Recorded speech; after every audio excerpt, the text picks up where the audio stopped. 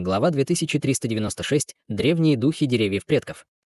Бесчисленные зеленые духовные существа были быстро превращены в пепел извержения молнии, и в мгновение ока осталось только несколько десятков зеленых духовных существ. Все они, естественно, пришли в ужас, увидев это, и только тогда поняли, что враг на гигантском ковчеге был далеко за пределами того, с чем они могли справиться. Таким образом, они немедленно бежали, спасая свои жизни, и Хань Ли не выказывал никакого намерения продолжать преследовать их. Как раз в тот момент, когда он собирался вернуться в каюту ковчега, три полосы света внезапно выстрелили вдалеке. Глаза Хань Ли слегка сузились, когда он остановился как вкопанный, и мгновение спустя три полосы света исчезли, открыв трио зеленых духовных существ из прошлого, которые были чрезвычайно взбешены, увидев так много своих элитных собратьев, лежащих мертвыми вокруг них. Они предсказывали, что их собратья не смогли бы помешать наступлению врага, но такое большое количество жертв превзошло их ожидания. В конце концов, им потребовалось всего около 15 минут, чтобы догнать гигантский ковчег. Три зеленых духовных существа немедленно посмотрели на Хань Ли, и на всех их лицах появилось удивление. Это действительно человек великой стадии Вознесения. Хань Ли также оглядывался на троицу, и он определил, что они были просто существами средней и поздней стадии интеграции тела, поэтому его это ни в малейшей степени не беспокоило. Таким образом, великий культиватор Вознесения действительно возник среди человеческой расы. Могу я узнать ваше имя? Кроме того, тебе не кажется, что для такого человека, как ты, неприлично убивать так много юниоров нашей расы зеленых духов? Яростно спросил один из трех зеленых духов. Они посмели встать у меня на пути, и если бы я не преподал им урок, я стал бы посмешищем для моих собратьев-даосов. Что касается моего имени, это не то, что вам нужно знать, холодно ответила Хань Ли. Внезапно дородному мужчине пришла в голову мысль, и выражение его лица слегка изменилось, когда он спросил: «Ты пришел из другого царства?» «Ну и что, если бы я это сделал?» — спросил Хань Ли. «Если ты действительно из другого мира, то ради всех рас в маленьком небе духов мы должны быть уверены, что ты никогда не покинешь это зеленое море», — сказал худой из двух мужчин с холодным блеском в глазах. «Что дает трем существам стадии интеграции тела, таким как вы, уверенность в том, чтобы сказать это? Ты возлагаешь свои надежды на этих древних духов деревьев предков?» — спросил Хань Ли с намеком на улыбку на лице. Услышав это, зрачки крепыша слегка сузились. «Ты знаешь о древних духах деревьев предков? Похоже, ты попал в это царство не случайно». Хань Ли просто улыбнулся и ничего не ответил. «Похоже, нам придется призвать духов древних древ предков, товарищи даосы. Ради маленького духовного неба мы должны поймать этого человека, несмотря ни на что. Нас трое и только один из него, так что у нас определенно есть преимущество», — сказала женщина из троицы, и в ее глазах вспыхнул яростный свет. Двое мужчин немедленно кивнули в знак согласия. За эти годы у них развилось почти слепое чувство поклонения древним духам деревьев предков, и даже перед лицом великого существа на стадии Вознесения, которое никогда раньше не появлялось в маленьком духовном небе, они были очень уверены в себе. Таким образом, все трое одновременно подняли свои левые руки, и их рукава были немедленно разорваны, открывая чрезвычайно яркое древнее изображение дерева на каждой из их рук. Три изображения древних деревьев отличались друг от друга. Одно из них было чрезвычайно пышным с бесчисленными листьями и ветвями, другое было высоким и прямым, с мерцающим серебристым оттенком, а листья и ветви напоминали мечи, и последнее было чрезвычайно красочным с цветами разных размеров, покрывающими все его ветви. «Явите себя, духи предков!» В унисон закричали три зеленых духа, каждый из которых сделал ручную печать. Лазурный свет сразу же пронесся по их левым рукам, и появились три небольших выступа деревьев. Исходная ци мира в лесу внизу внезапно зашевелилась, и бесчисленные зеленые нити вырвались из всех деревьев, прежде чем в бешенстве хлынуть в три древесных выступа. В мгновение ока проекции резко увеличились в размерах, превратившись в массивные деревья высотой более 1000 футов и сверкающие зеленым светом. Что касается трех зеленых духовных существ, то все они исчезли на месте. Стволы трех гигантских деревьев слегка расплылись, и на каждом из них появилось лицо. Эти лица были идентичны лицам трех зеленых духовных существ, которые только что исчезли. Так это древние духи деревьев предков. Чистота духовной ци, присущей дереву, которую они содержат, поистине замечательна. Намек на удивление промелькнул в глазах Хань Ли, когда он почувствовал мощные ауры, исходящие от трех массивных деревьев. В этот момент три гигантских дерева исказились и расплылись, прежде чем превратиться в трех гигантов.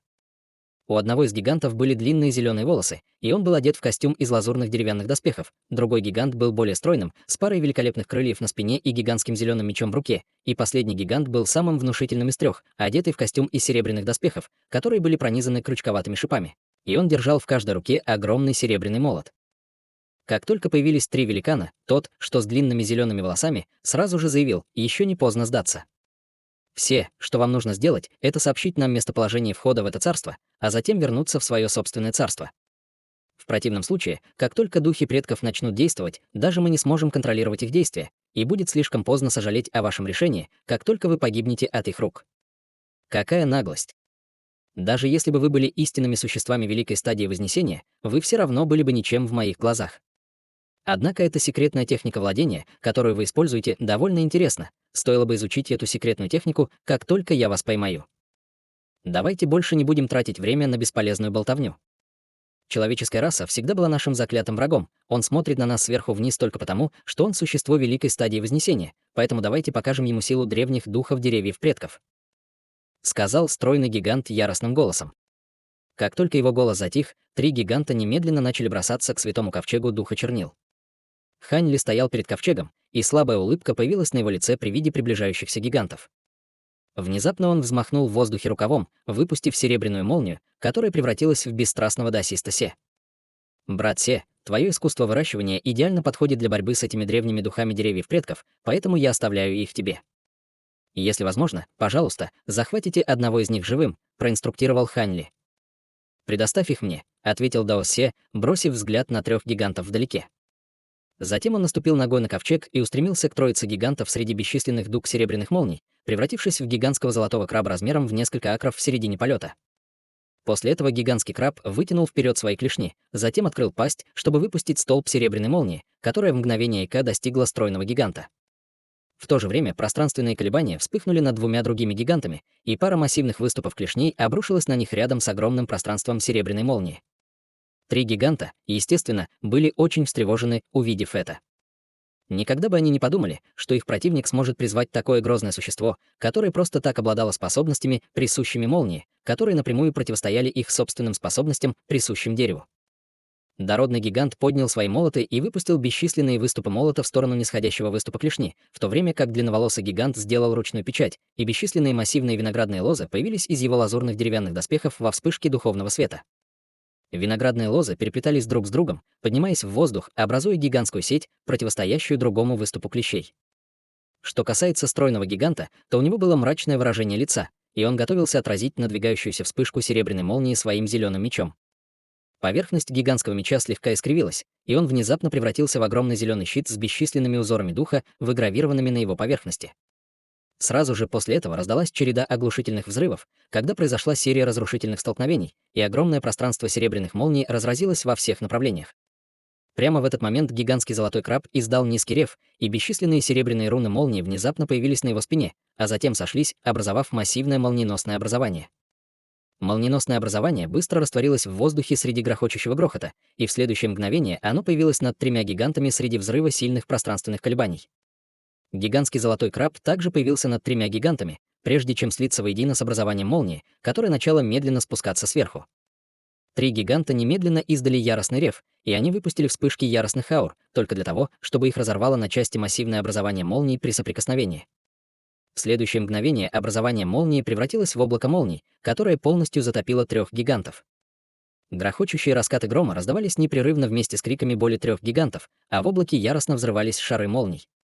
Слабая улыбка появилась на лице Хань Ли, когда он увидел это, и он без колебаний вернулся в каюту ковчега. Даже три патриарха старшего царства дьявола весьма настороженно относились к силам даосиста Се. Не было никакого способа, чтобы эти три поддельных существа великой стадии Вознесения смогли продержаться против него очень долго. Более того, Даос Се даже имел преимущество с точки зрения атрибутов своего искусства культивирования, так что исход этой битвы был уже предрешен. Примерно через 15 минут снаружи каюты раздался звук шагов, и Даос Се вошел со спокойным выражением лица. Хань Ли сидел на стуле, изучая искусство культивирования, и он сразу же поднял голову, прежде чем спросить с улыбкой: «Ты убил их всех?» «Конечно, нет. Вы просили меня захватить одного живым, не так ли?» Даос Се ответил, взмахнув рукавом в воздухе, чтобы выпустить маленький серебряный пузырек. Хань Ли взял маленький пузырек в свои руки, затем ввел в него свое духовное чувство, чтобы обнаружить зарождающуюся душу, которая была ростом в несколько дюймов и внешне была идентична худому человеку среди трех зеленых духовных существ. Хань Ли кивнул с довольным выражением лица и не стал спрашивать о том, что стало с двумя другими зелеными духовными существами. Духовный свет вспыхнул в его руке, когда он убрал маленький флакон в свой браслет для хранения, после чего гигантский ковчег снова отправился в путь, и на этот раз больше никакие зеленые духовные существа не осмеливались встать у него на пути.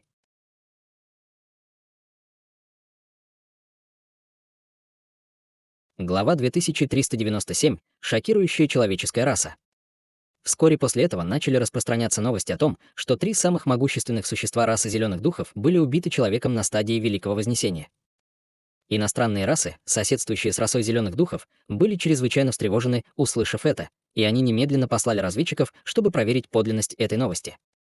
Вскоре все маленькое духовное небо было полностью охвачено безумием. В этот момент священный ковчег чернильного духа уже покинул территорию расы зеленых духов и направлялся к человеческой территории на другой стороне малого духовного неба. Несколько дней спустя группа могущественных человеческих существ сидела за каменным столом в старинном каменном зале, расположенном на высокой горе, и что-то обсуждала друг с другом с мрачными выражениями на лицах. Эти люди состояли из 3 мужчин и 1 женщины, все из которых находились на стадии интеграции тела. Можем ли мы подтвердить, что новости точны? Действительно ли это был человек на стадии Великого Вознесения, который убил тех 3 зеленых духов и древних духов деревьев предков? Спросил смуглый мужчина средних лет. Наши разведчики не смогли войти в Зеленое море, но, судя по реакции всех рас, информация, скорее всего, точна.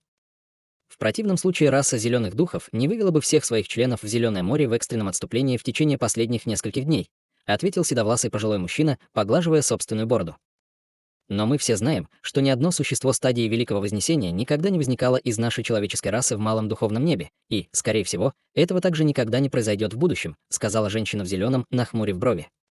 Возможно, я бы согласился с тобой в прошлом, но разве ты забыл о волшебной луне? За такое короткое время она смогла продвинуться от стадии пространственного закаливания до вершины стадии интеграции тела. Возможно, она сможет стать первым человеком на стадии Великого Вознесения нашего маленького духовного неба, сказал мужчина в белом одеянии. Выражение лица женщины в синем одеянии слегка изменилось, услышав это, но она все равно покачала головой и сказала: способности товарища Даосиста Муна не требуют дальнейшего уточнения. Всего за 2000 лет она стала самым могущественным существом нашей человеческой расы и может даже сравниться в бою с духом древнего древа предков. Однако я не думаю, что правдоподобно ожидать, что даосская луна достигнет стадии Великого Вознесения из-за отсутствия духовной ци в нашем маленьком духовном небе. Это действительно невероятно, но с способностями волшебной луны все еще есть шанс, возразил человек в белом. Если волшебная луна действительно сможет продвинуться до стадии Великого Вознесения, это будет огромной удачей для нашей человеческой расы. Однако в ее нынешнем состоянии потребуется, по крайней мере, еще несколько столетий совершенствования, прежде чем она сможет начать попытки прорыва. Кстати, фея Луна в настоящее время совершенствует чрезвычайно важную секретную технику, поэтому я не уверен, сможет ли она присутствовать на этой встрече, спокойно сказал седовласый пожилой мужчина. Будьте уверены, товарищ даосский галстук, волшебная Луна в настоящее время не может выйти из уединения, но я уже отправил ей отчет о ситуации, и я уверен, что она скоро даст нам ответ, ответил мужчина в белом. Приятно это слышать. Мне довольно неловко, что рядом нет волшебной луны, чтобы обсудить с нами такой важный вопрос. А теперь давайте подумаем о том, откуда мог взяться этот человек на стадии Великого Вознесения, сказал седовласый пожилой мужчина. Скорее всего, это великий культиватор Вознесения из другого царства, предположила женщина в синем одеянии. Это действительно самый вероятный сценарий. Однако, поскольку это существо на стадии Великого Вознесения является человеком, он, должно быть, пришел из царства духов. Кроме того, он смог войти в наше маленькое духовное небо, поэтому у него должен быть способ вернуться в царство духов. Для нас это неоспоримая возможность отправиться в царство духов, сказал человек с темным цветом лица. Только в царстве духов у нас будет шанс достичь великой стадии Вознесения. Даже несмотря на то, что существа из других рас открыли выходы, которые могут позволить им покинуть это царство, никто из них не смог противостоять страшной пространственной силе в проходах, поэтому они могли только сдаться. И если бы это великое человеческое существо на стадии Вознесения действительно пробилось в маленькое духовное небо из другого царства, то это была бы огромная возможность для всей нашей человеческой расы, сказал человек в белом, когда в его глазах появился пылкий взгляд.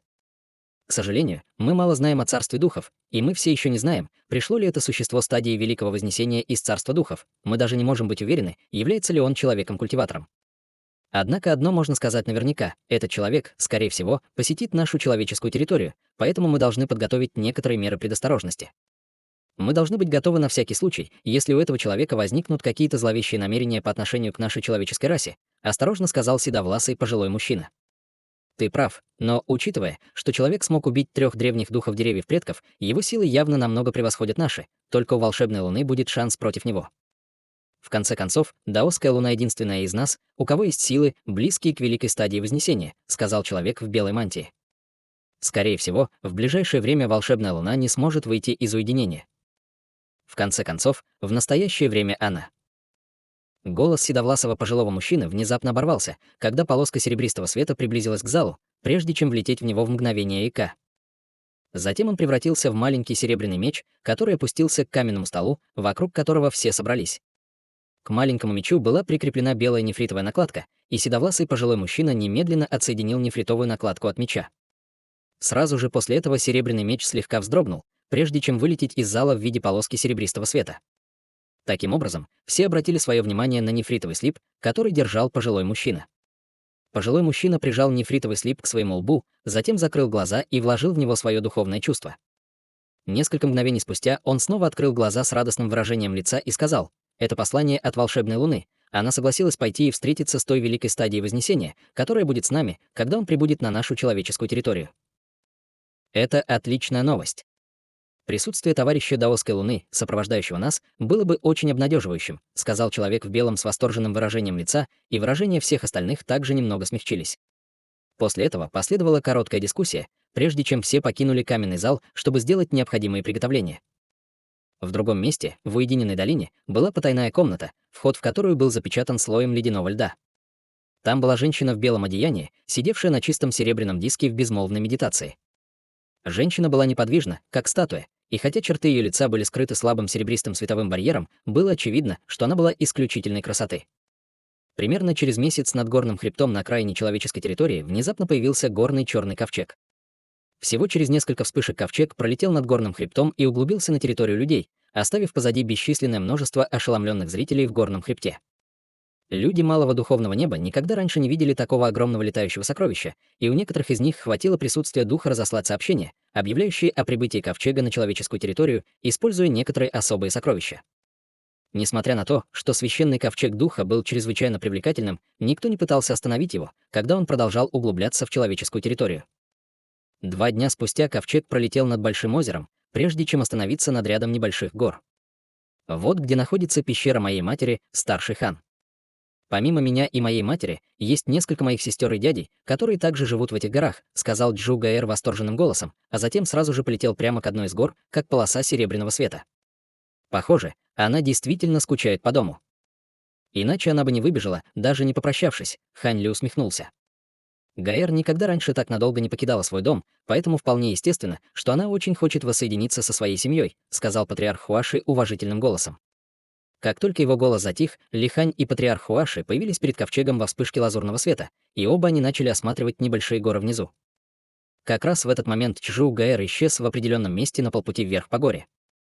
Слабая улыбка появилась на лице Хань Ли, и он терпеливо ждал наверху.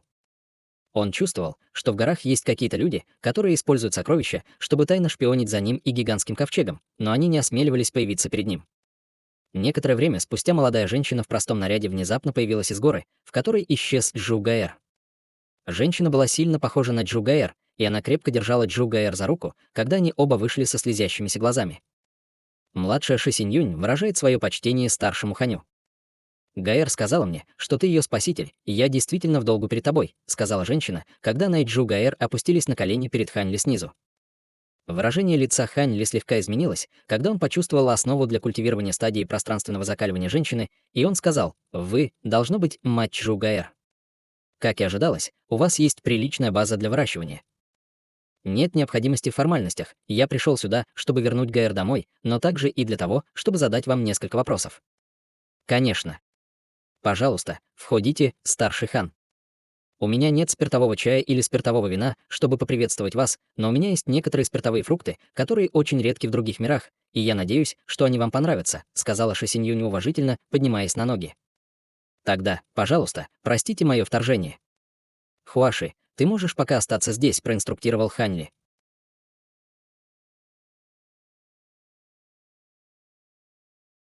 Глава 2398. Воссоединение. Часть 1. Патриарх Хуаши дал утвердительный ответ, а затем немедленно полетел обратно на ковчег. Тем временем Хань Ли шагнул вперед и тут же исчез на месте. В следующее мгновение он снова появился рядом с Ши Синь Юнем среди всплеска пространственных колебаний. Ши Синьюнь была несколько удивлена этим, но она сразу же сделала приглашающий жест рукой, сказав: «Пожалуйста, следуйте за мной, старший Хань». Таким образом, все трое снова исчезли в горах.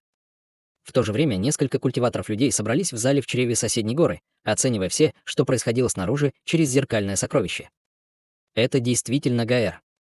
Она только что спустилась с того черного ковчега, так что этот человек, должно быть, и есть та самая великая ступень Вознесения, о которой мы слышали, сказал ученый-мужчина средних лет, отводя взгляд от зеркала. Сестра Гаэр пропала без вести в течение долгого времени. Кто бы мог подумать, что она каким-то образом окажется связанной с тем великим существом на стадии Вознесения. Что нам теперь делать? Должны ли мы сообщить об этом нашим старшим? Нерешительно спросил молодой человек. Учитывая, насколько привлекателен этот ковчег, как ты думаешь, наши старшеклассники уже не слышали о его прибытии? Для нас это огромная возможность, что Гаэр установил в связи со старшим по ступени Великого Вознесения, так что давайте пока просто понаблюдаем, сказал ученый. Все остальные кивнули в знак согласия с предложенным курсом действий. Подобные сцены повторялись и во всех других близлежащих горах. В этот момент Ши Синьюнь уже провел Хань Ли по коридору из голубого камня и вошел в каменный зал с элегантным декором. В каждом углу зала стоял каменный котел, и в каждом котле была палочка горящего ароматного благовония черновато-желтого цвета. Как только Хань Ли села на каменный стул рядом с деревянным столом, Ши Синьюнь хлопнула в ладоши, и из бокового входа в зал вспыхнул белый свет, на котором появилась белоснежная белка ростом около фута, несущая передними лапами огромное блюдо с фруктами.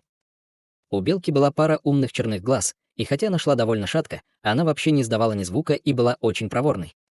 Он быстро направился к каменному столу, затем поставил блюдо с фруктами в хорошо отрепетированной манере. После этого он повернулся к Хань Ли и издал серию приятных писклявых звуков, виляя пушистым хвостом из стороны в сторону. «Не будь грубой, Сюэр. Уходи сейчас, я дам тебе таблетку духовного постижения позже», — отругал Ши Синьюнь.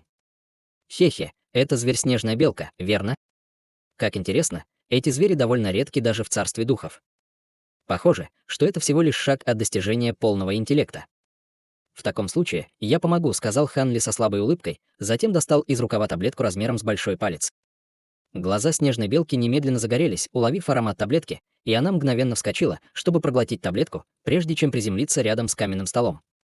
Затем он издал низкий рык, и весь его снежно-белый мех стал ярко-красного цвета, когда встал дыбом.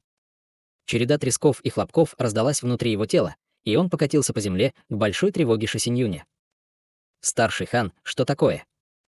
«Будь уверена, мама, старший Хань не причинил бы Сюэр вреда». «Напротив, Сюэр в настоящее время находится в очень удачной ситуации», сказал Чжу Гаэр с широкой улыбкой. Внезапно аура беличьего зверя заметно повысилась, и, издав еще одно низкое рычание, он снова встал, пошатываясь, затем бросил взгляд на Хань Ли и сказал: «Спасибо, что предоставили мне это лекарство, старший. В противном случае мне потребовалось бы по меньшей мере еще 1000 лет, чтобы достичь этой точки». «Хе-хе, ты все равно был почти там. В противном случае, даже с этой таблеткой, вы бы не смогли достичь этой стадии», ответил Хань Ли, небрежно махнув рукой. В этот момент Ши Синьюнь пришла в себя, и она также выразила свою благодарность Хань Ли вместо зверя снежной белки, прежде чем отпустить зверя. Белоснежный зверь согнул передние конечности и поклонился Хань Ли, а затем довольно неохотно покинул зал.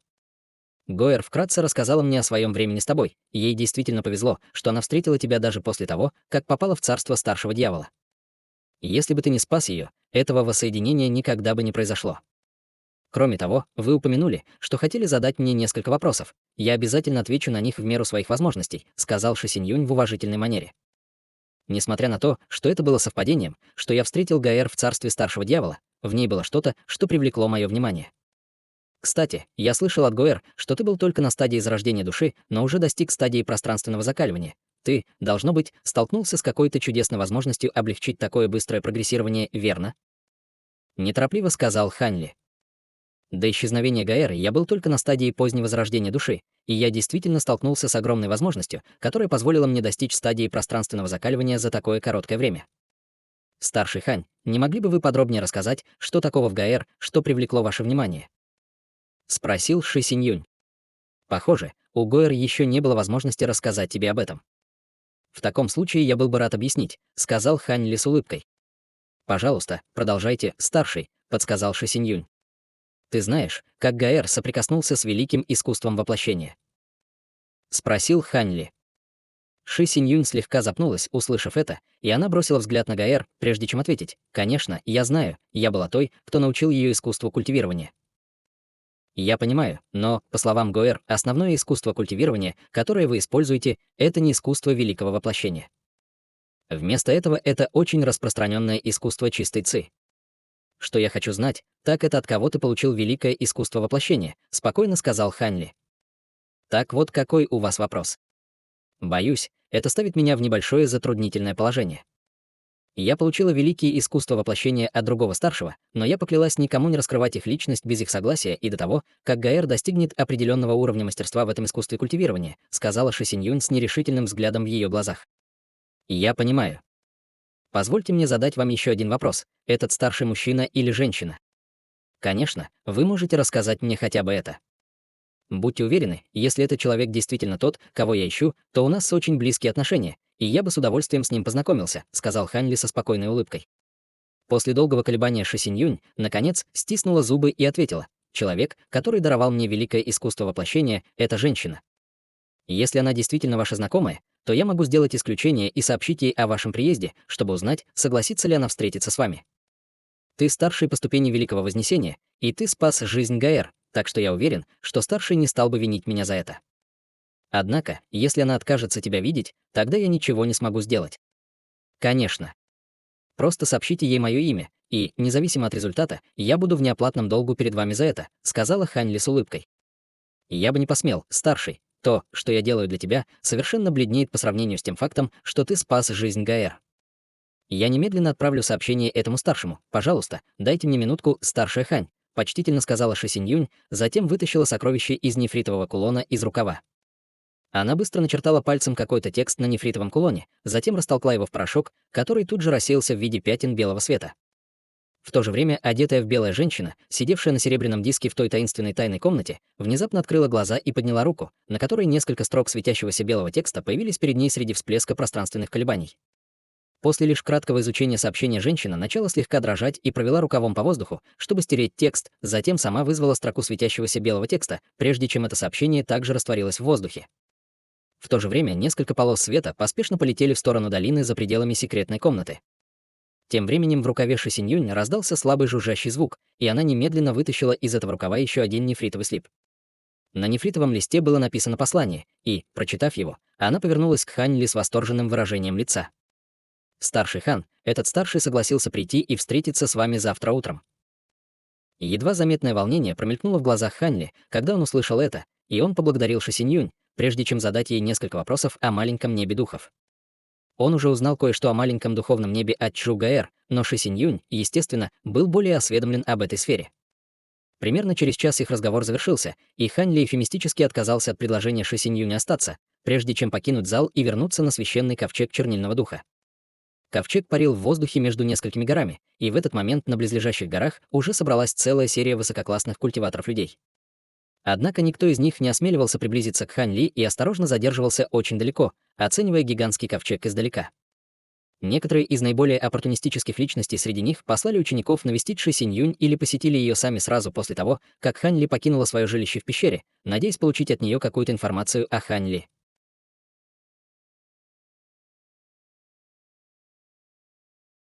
Глава 2399. Воссоединение. Часть 2. Ши Синьюнь не посмела проявить неуважение к этим высококлассным культиваторам, да и скрывать было все равно нечего, поэтому она охотно раскрыла всем личность Хань Ли. Таким образом, в близлежащей местности быстро стало общеизвестно, что Хань Ли действительно был человеком великой стадии Вознесения из Царства Духов. Все были чрезвычайно взволнованы, услышав это, и им не терпелось лично навестить Хань Ли на его ковчеге. Однако, как только они приблизились на полкилометра к ковчегу, их удержало невидимое ограничение, и они не осмелились попытаться прорваться через это ограничение силой, поэтому они могли только снова уйти. На следующее утро несколько полос света выстрелили вдалеке.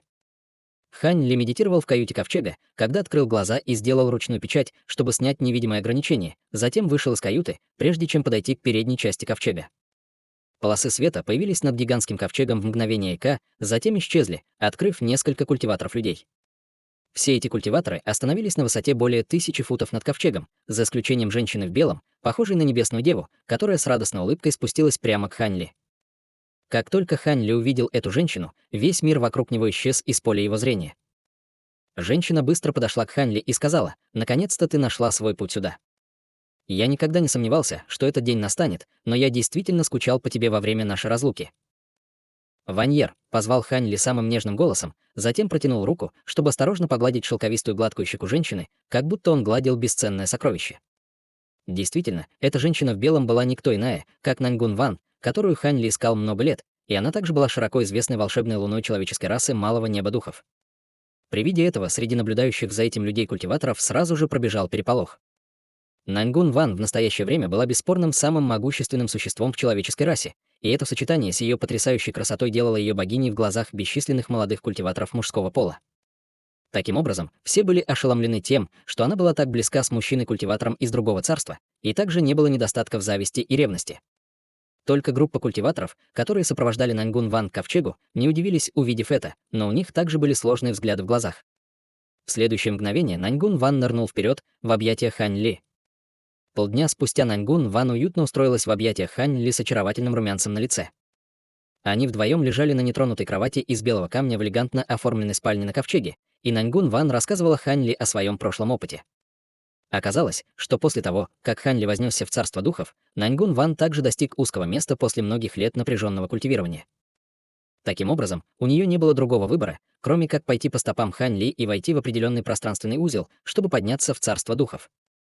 В этом месте своего рассказа Наньгун Ван сделала паузу и слабо вздохнула. «Что случилось? Вы тоже столкнулись с пространственным штормом?» — спросил Хань Ли нежным голосом, вдыхая ее знакомый запах. Наньгун Ван на мгновение заколебался, прежде чем ответить: «Я не столкнулся с пространственным штормом, но я столкнулся с двумя всемогущими существами, сражающимися внутри пространственного узла. Их битва нарушила пространственную силу внутри пространственного узла, и именно так я упал в маленькое духовное небо». Хань Ли был весьма удивлен, услышав это. Кто осмелится сражаться в пространственном узле? Были ли они существами великой стадии Вознесения? Нет, это был истинный дух Раху, с которым ты однажды столкнулся, и другое древнее истинное духовное существо, насекомое с сотней голов. В то время они оба уже были на грани смерти, и последние удары, которые они нанесли друг другу, полностью разрушили пространственный узел. Таким образом, оба их тела и я упали в маленькое духовное небо. Каким-то образом я остался в значительной степени невредимым, и мне была предоставлена чудесная возможность, объяснил Наньгун Ван. Я понимаю. Может ли быть так, что возможностью, о которой вы говорили, были эти два истинных духовных тела? Спросил Хань Ли. Совершенно верно. И Раху, и насекомое с сотней голов занимают довольно высокое место даже среди истинных духов. Помимо всего прочего, их ядра содержат огромное количество энергии, что делает их бесценными активами для культиваторов. Именно так я смог достичь своей нынешней базы культивирования не более чем за 2000 лет, хотя духовная ци в небольшом духовном небе гораздо менее обильна, чем в царстве духов. По сравнению с этим, гораздо более впечатляющим является то, что вы смогли продвинуться к великой стадии Вознесения за тот же период времени, даже если вы были в царстве духов. Чем больше я прогрессирую в своем совершенствовании, тем больше я начинаю понимать, как трудно достичь стадии великого Вознесения. Даже с этими истинными ядрами духа в моем распоряжении я все еще не очень уверена в успешном достижении этого прорыва, сказала Наньгун Ван, поворачиваясь к Хань Ли с намеком на нескрываемую интригу в глазах. Мне очень повезло, что я продвинулся к этапу великого Вознесения, и я завершил прорыв только после тщательной подготовки. Когда я вышел из пространственного узла на стадии трансформации божества, для меня все шло не так гладко. Я был тяжело ранен во время пространственного шторма, и в какой-то момент я даже полностью потерял свою магическую силу. Таким образом, Хань Ли также начал свой собственный рассказ. Конечно, были некоторые вещи, которые он должен был держать в секрете, и он замалчивал эти вопросы с помощью двусмысленных формулировок. Несмотря на это, веселая улыбка все еще появилась на лице Наньгун Ван, когда он услышал о встречах Хань Ли с Юань-Я в Адской реке и Фиолетовым духом в Старом царстве дьявола. Кто бы мог подумать, что Юань-Я и Фиолетовый дух также столкнутся со значительными собственными возможностями. Возможно, когда-нибудь они последуют за тобой даже после того, как ты вознесешься в истинное царство бессмертных. Конечно, ты шутишь, Ваньер, и я столкнулся с ними двумя только по чистому совпадению. Что касается восхождения в царство истинных бессмертных, это будет чрезвычайно сложно, и у меня нет уверенности, что я смогу совершить такой монументальный подвиг. Кстати, почему ты даровал Гойру великое искусство воплощения? Быстрое развитие ее матери тоже как-то связано с тобой, верно? Спросил Хан Ли. Наньгун Вань была очень хорошо знакома с прошлым Хань Ли с фиолетовым духом и Юанья, поэтому она, естественно, не завидовала им. Вместо этого она была более удивлена, чем что-либо другое. Гойр — это та, кого я обнаружил у себя большой способностью к развитию великих искусств воплощения, поэтому я взял ее в качестве своей ученицы. Тем не менее, я хранил секрет двух истинных ядер духа, находящихся в моем распоряжении, поэтому для меня было бы довольно рискованно брать ученика на официальной основе. Таким образом, я косвенно передал искусство культивирования Гаэр через ее мать. Гойер, конечно, не разочаровала меня. Она добилась очень быстрого прогресса в великих искусствах воплощения, но из-за несчастного случая она попала в царство старшего дьявола. Таким образом, у меня не было выбора, кроме как принять ее мать в качестве номинальной ученицы. Она не так подходит для развития великих искусств воплощения, как Гаэр, но она обладает выдающимися способностями к самосовершенствованию. Я планировал совершить прорыв к великой стадии Вознесения через несколько столетий, и мне нужен был кто-то, кому я мог бы доверять, чтобы защитить меня во время прорыва, поэтому я использовал истинные ядра духа, чтобы за короткое время поднять ее базу культивирования до стадии пространственного закаливания. За исключением каких-либо неудач, я намеревался поднять ее базу культивирования до стадии ранней интеграции тела, прежде чем остановиться, рассказал Наньгун Вань. Я понимаю. Теперь, когда я здесь, тебе не нужно беспокоиться об этих вещах. С моей защитой никто не сможет нарушить твою трансцендентность скорби.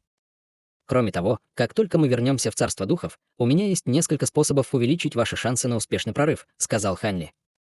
Что? Ты действительно можешь это сделать? Наньгун Вань был очень удивлен, услышав это. Хе-хе, ты действительно думаешь, что я всего лишь обычное существо на стадии Великого Вознесения? Я не хочу хвастаться, но даже если бы я столкнулся с древним истинным духом, исход этой битвы был бы очень неясен, ответил Хань Ли с беззаботной улыбкой. Это невероятно. Если бы я не знал, что вы не из тех, кто преувеличивает такие вещи, я бы с трудом поверил вам. Кстати, ты упоминал о том, чтобы вернуть меня в царство духов. Может быть, проход между двумя царствами все еще не исчез? Что, если кто-то еще уже обнаружил его местонахождение? Поспешно спросил Наньгун Вань. Этот проход не исчезнет за короткое время, и я скрыл его формацией, чтобы никто не смог определить его точное местоположение. У тебя что-то на уме, Ваньер? Хань Ли почувствовал, что Наньгун Ван хотел что-то сказать. За время моего пребывания в маленьком небе духов у меня появилось несколько очень хороших друзей. Все они достигли узких мест в своем развитии, и если они хотят прогрессировать дальше, их единственный шанс отправиться в царство духов. Кроме того, в нашей человеческой расе есть некоторые юниоры с исключительными способностями. Если вы можете вернуться в царство духов, тогда вы можете также взять их с собой, ответил Наньгун Ван. Это не было бы проблемой, но эти люди являются столпами человеческой расы здесь, в маленьком небе духов. Если я заберу их всех, наша человеческая раса будет угнетена другими расами. К сожалению, проход недостаточно стабилен, чтобы я мог взять с собой всю человеческую расу, сказал Ханли, нахмурив брови. Я тоже знаю об этом, но теперь, когда появилась возможность отправиться в царство духов, я не думаю, что кто-либо из них захочет отказаться от этого, вздохнул Наньгун Ван. Хорошо, вот что мы сделаем. Попросим их прислать нескольких представителей, чтобы они пришли и навестили меня через 3 дня, и я обо всем позабочусь, внезапно сказал Ханли с улыбкой, поглаживая свой подбородок.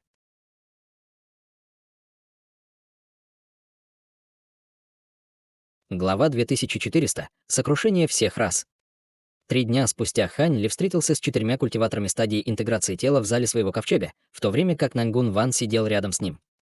4 культиваторов почтительно поклонились Хань Ли, как только вошли в комнату. Мы выражаем наше почтение старшему Ханю. Нет необходимости в формальностях. Я уверен, что все вы уже знаете о моих отношениях с Ваньер, и точно так же я знаю, почему вы пришли навестить меня, сказал Хань Ли. Среди 4 культиваторов людей седовласый пожилой мужчина почтительно опустил голову и ответил: «Мы 4 обладаем способностями, которые никому не уступают, но мы ограничены тем фактом, что находимся в маленьком духовном небе. Если ты сможешь забрать нас с собой в царство духов, мы будем в вечном долгу перед тобой, старший хан. Я должен поблагодарить вас всех за то, что вы заботились о Ваньер все эти годы, так что для меня не проблема забрать вас обратно в царство духов. Однако, прежде чем мы уйдем, мы должны сначала позаботиться о некоторых вопросах в маленьком духовном небе. Последнее, что я хотел бы видеть, это чтобы наша человеческая раса была порабощена другими расами, как только мы уйдем, сказал Ханли. Сердце 4 культиваторов слегка дрогнули, услышав это, и женщина в синем вышла вперед, сказав: «Мы сделаем все, что вы скажете, старший хан». 3 ее спутников тоже кивнули в знак согласия. В таком случае я возьму на себя инициативу здесь. Когда вы вернетесь, выберите примерно 100 самых выдающихся юниоров человеческой расы, и я заберу их вместе с вами 4 обратно в царство духов. В то же время объявите, что я буду возвращаться в маленькое духовное небо в случайные моменты времени, чтобы взять с собой следующую партию самых выдающихся юниоров людей, неумолимо проинструктировал Хань Ли. Будьте уверены, старший, мы обязательно выполним ваши указания в меру наших возможностей, поспешно ответил седовласый пожилой мужчина. Хорошо. Прежде чем вернуться к расе духов, я нанесу визит во все другие области малого духовного неба, чтобы преподать другим расам урок, чтобы они не осмелились нападать на нашу человеческую расу. Я также оставлю несколько могущественных сокровищ, чтобы наша человеческая раса смогла отразить потенциальные вторжения со стороны других рас даже без каких-либо существ на стадии интеграции тела в ее рядах. С учетом этих мер нам не придется беспокоиться о наших братьях даже после того, как я заберу вас всех, сказал Хань Ли. 4 культиваторов, естественно, пришли в восторг, услышав это, и немедленно дали утвердительные ответы. Действительно, с внедрением этих мер людям малого духовного неба ни о чем было бы беспокоиться. Таким образом, 4 культиваторов задали Хань Ли еще несколько вопросов о конкретных деталях их плана, а затем покинули ковчег. На протяжении всей этой встречи Наньгун Ван хранила молчание, но как только 4 культиваторов ушли, она с улыбкой повернулась к Хань Ли и сказала: «Скорее всего, им потребуется довольно много времени, чтобы выбрать группу юниоров для нас, чтобы вернуться в царство духов. В течение этого времени, как насчет того, чтобы я сопровождал тебя на другие гонки? Я провел большую часть своего времени в уединении, но я все еще гораздо лучше знаком с маленьким небом духов, чем ты». «Это было бы здорово. Я также надеялся, что ты поедешь со мной», — ответил Хань Ли с улыбкой. 2 дня спустя Хань Ли поручил патриарху Хуаши покинуть священный ковчег духа чернил с группой марионеток. Обыскав маленькое духовное небо в поисках каких-то специальных материалов, он и Наньгун Ван также покинули ковчег, в то время как Чжу Гаэр осталась присматривать за ковчегом, будучи официально принятой Наньгун Ван, чтобы стать ее учеником. Полмесяца спустя странное существо с верхней частью тела человека и почти прозрачной нижней частью тела спасалось бегством, пересекая несколько вулканов, которые были усеяны всевозможными круглыми черными камнями. Взрыв громкого грохота раздался наверху, и массивная золотая рука, которая покрыла практически все небо, появилась, прежде чем спуститься сверху, посылая взрыв огромной силы, обрушивающийся вниз. Странное существо было чрезвычайно встревожено, увидев это, и оно мгновенно ускорилось более чем в 2 раза, в мгновение ока преодолев расстояние в несколько тысяч футов. Однако, несмотря на то, что гигантская золотая рука, казалось, опускалась очень медленно, она появилась над головой странного существа в мгновение ока, прежде чем опуститься вниз, как молния. Несмотря на особое строение полупрозрачного существа и его защитные сокровища, оно было совершенно бессильно против гигантской золотой руки и было раздавлено, как муха среди мучительного воя. Затем золотая рука также исчезла, после чего Хань Ли и Наньгун Ван появились в небе над головой среди всплеска пространственных колебаний. Наньгун Ван в настоящее время с удивленным выражением лица сказала: «Это было самое могущественное существо расы духов ветра, и он был на пороге достижения стадии Великого Вознесения, но он даже не смог выдержать ни одной вашей атаки. Я полностью верю тому, что вы сказали о том, что сейчас вы не являетесь обычным существом на стадии Великого Вознесения. Ой, вы скептически относились к моим заявлениям до этого?» — спросил Хан Ли, и на его лице появился намек на улыбку. «Я верил тебе с самого начала, но откуда мне было знать, что ты будешь таким могущественным? С твоими способностями, несомненно, ты стоишь на вершине даже царства духов», — сказал Наньгун Ван.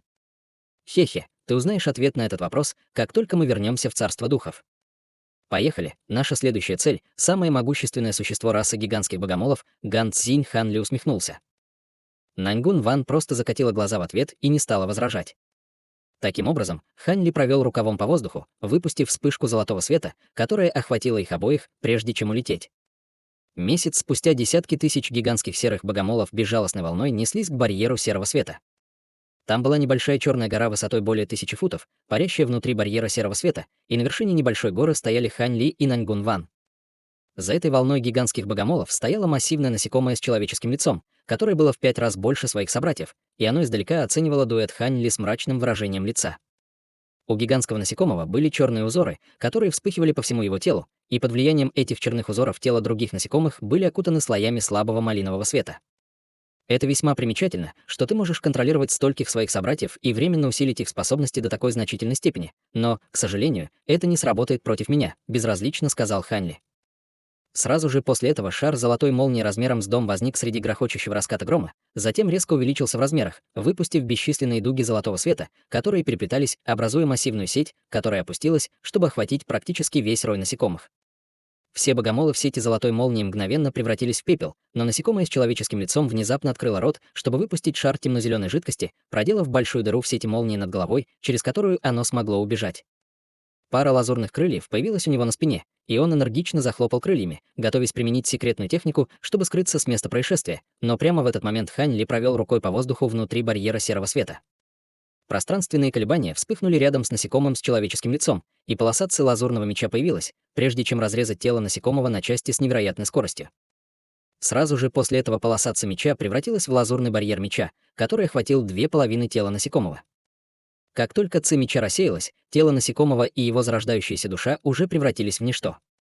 1,5 месяца спустя 3 великих старейшины самой густонаселенной расы во всем малом небе духов, расы полмесяца, вели более 100 тысяч своих собратьев в битве против Хань Ли и Наньгун Ван. Все существа полумесяца выстроились в строй, который воспользовался преимуществами местности, но вскоре Хань Ли убил тысячи существ полумесяца, и строй был уничтожен. 3 великих старейшин также были убиты издалека несколькими ударами Хань Ли. 2 месяца спустя, в болоте, которое было заполнено гниющей растительностью и ядовитым туманом, великий старейшина самой таинственной расы в маленьком небе духов, расы ночного сна, добровольно поклялся подчиниться Хань Ли. В то же время он поклялся, что, пока он жив, его раса не сделает ни одного шуга из болота. В течение короткого промежутка всего в несколько месяцев Хань Ли и Наньгун Ван посетили все чужие расы в маленьком небе духов, убивая или укрощая всех самых могущественных существ этих рас, и это было так, как будто судный день спустился на маленькое небо духов. Человеческая раса, естественно, была в восторге, услышав это, и Хань Ли быстро стал таким общеизвестным именем, что даже дети, которые едва умели говорить, уже знали его имя. На данный момент человеческая раса также отобрала более 100 своих самых выдающихся юниоров после серии ожесточенных соревнований.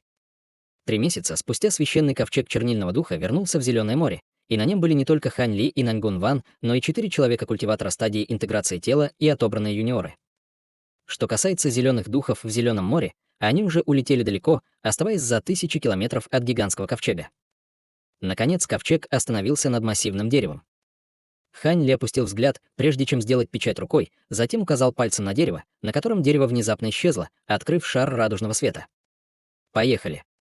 «Интересно, когда мы вернемся в это царство в следующий раз?» — пробормотал Хань Ли себе под нос, после чего гигантский черный ковчег по его приказу помчался вперед, быстро уменьшаясь в полете, прежде чем исчезнуть в шаре света.